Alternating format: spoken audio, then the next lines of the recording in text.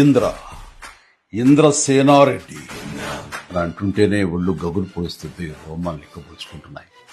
అది power of Indra. అలాంటి powerful cinema, పెద్ద సక్సెస్ సాధించిన సినిమా ఇంద్ర. అంతటి ప్రజాదరణ పొందటానికి ప్రధానమైన కారణం ఆ చిత్ర కథ. అలాగే ఆ చిత్రానికి పనిచేసిన ప్రతి ఒక్కరూ ఎంతో ఇష్టంతో కష్టపడి మరెంతో శ్రద్ధాశక్తులతో పనిచేశారు. ముఖ్యంగా మనసు పెట్టి ప్రాణం పోశారు. కాబట్టి ఇప్పటికీ ఇంద్ర గురించి, ఇంద్ర అందించిన ఘన విజయం గురించి, ఆ చిత్రంలోని ఫ్రేమ్ గురించి మాట్లాడుకుంటూనే ఉన్నాం. ఏ సీన్ నుంచి మనం చూడటం మొదలుపెట్టినా సరే చివరి వరకు చూడందే అక్కడి నుంచి మనం కదలేము.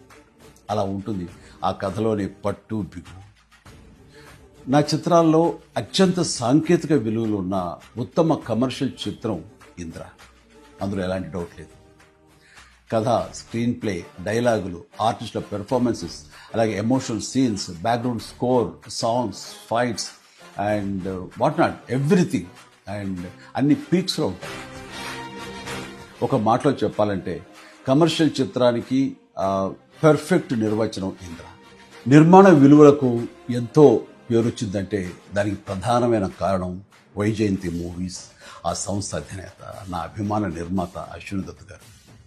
ఆయనతో పాటు కథను అందించిన చిన్ని కృష్ణ, డైలాగులు రాసిన పరుచూరి సోదరులు, అద్భుతమైన మ్యూజిక్ అందించిన స్వరబ్రహ్మ మణిశర్మ, అలాగే డిపిఓ విఎస్ఆర్ స్వామి గారు, ఎడిటర్ చంటి గారు, డ్యాన్స్ అండ్ ఫైట్ మాస్టర్స్, నటీనటుల నటన, లాస్ట్ బట్ నాట్ లీస్ట్ అందరినీ మించి మా మంచి బాలుడు గోపాలుడు, డైరెక్టర్ బి గోపాల్ అత్యద్భుతంగా చెక్కి తెరకెక్కించి ఇంత పెద్ద హిట్ అవడానికి కారణమయ్యాడు.